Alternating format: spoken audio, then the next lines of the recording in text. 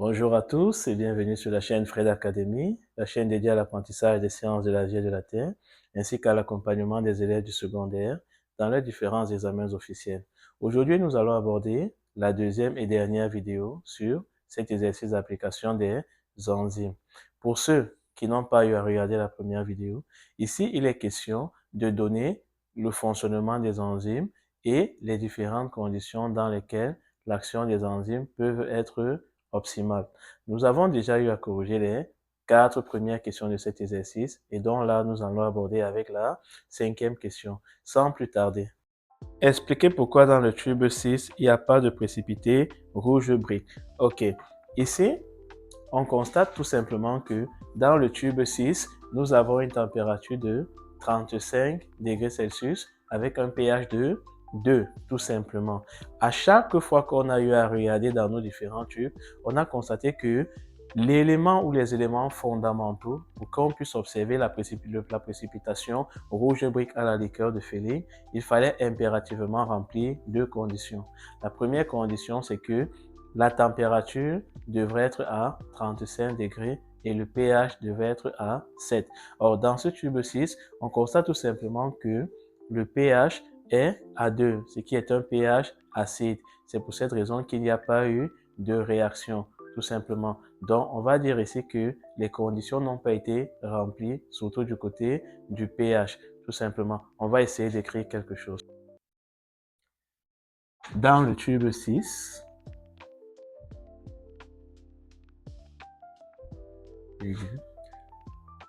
on a un pH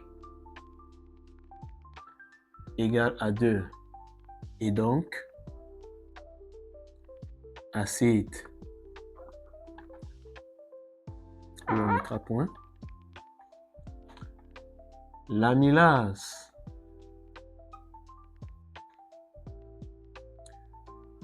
ne réagit sur un substrat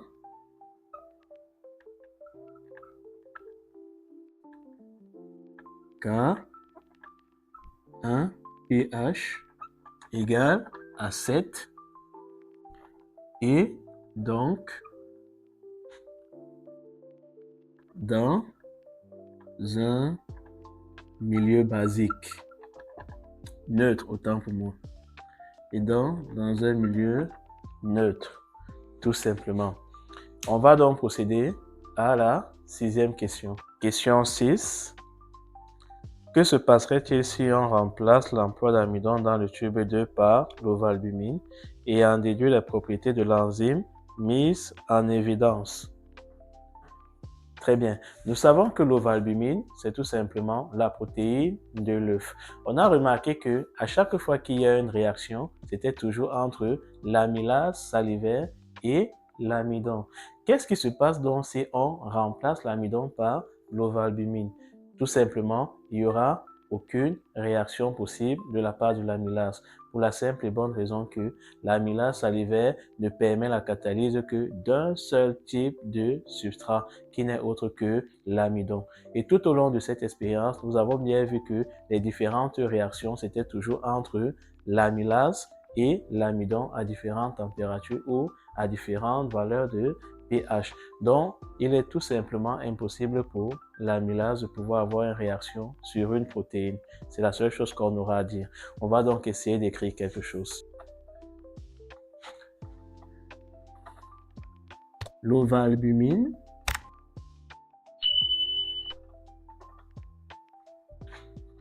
en tant que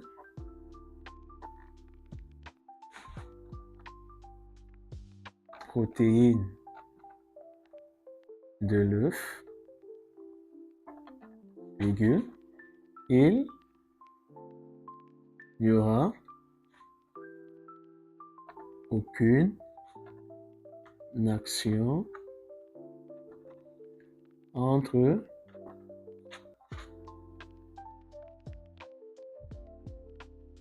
l'amylase et la protéine. Bien, c'est tout ce qu'il y a à dire ici.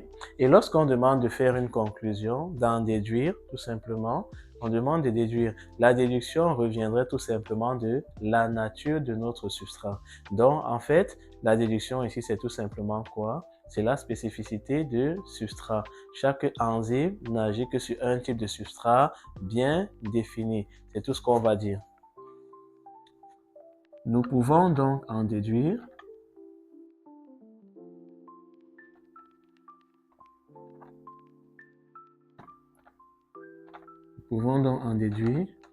que chaque enzyme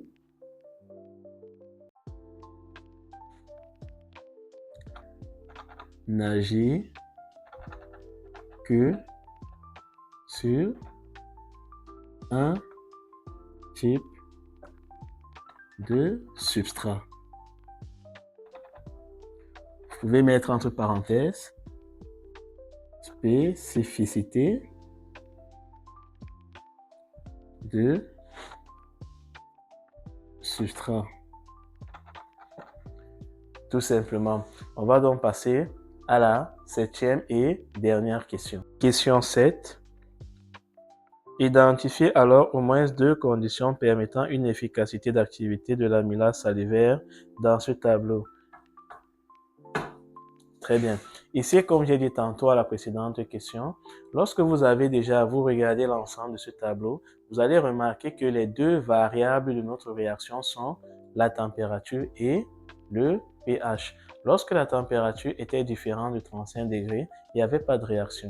Lorsque la température également avait un pH qui était différent de 7, il n'y avait également pas de réaction de la part de notre amylase. Donc, les 2 éléments qui permettent justement d'optimiser la réaction de notre amylase, c'est tout simplement la température et le pH. On pouvait ajouter un 3e élément, mais malheureusement qui n'est pas dans le tableau, c'est la constante de Michaelis, c'est-à-dire la valeur de la concentration d'un substrat pour laquelle l'enzyme agira de manière optimale avec une vitesse réduite de moitié. Tout simplement. Si cette notion de constante de Michaelis vous intéresse, vous pourrez me le faire savoir en commentaire pour que je puisse chercher un exercice que nous allons également travailler dessus tous ensemble. Donc, on peut écrire notre question 7. Nos 2 éléments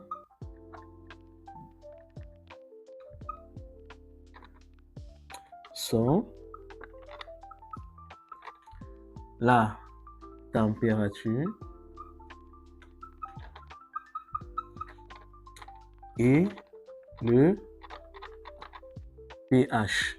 On peut mettre entre parenthèses température égale à 35 degrés et pH égale à 7, tout simplement. On peut mettre aussi également pour votre information personnelle, nous pouvons également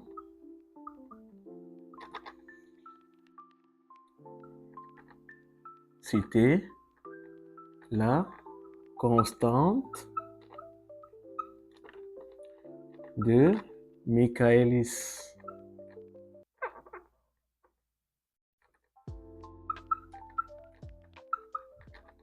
Qu'on abrège généralement KTEM. Parvenu au terme de cette vidéo sur les enzymes, j'espère qu'elle aura permis à tout un chacun de pouvoir comprendre comment fonctionnent les enzymes et quelles sont les conditions où l'activité d'une enzyme puisse être optimale sur un substrat. N'oubliez surtout pas, partager, liker, abonner, commenter et si vous avez des incompréhensions, faites-le moi savoir en commentaire et je me ferai un plaisir de répondre à vos préoccupations. Sur ce, portez-vous bien et on se dit à la prochaine pour une nouvelle vidéo.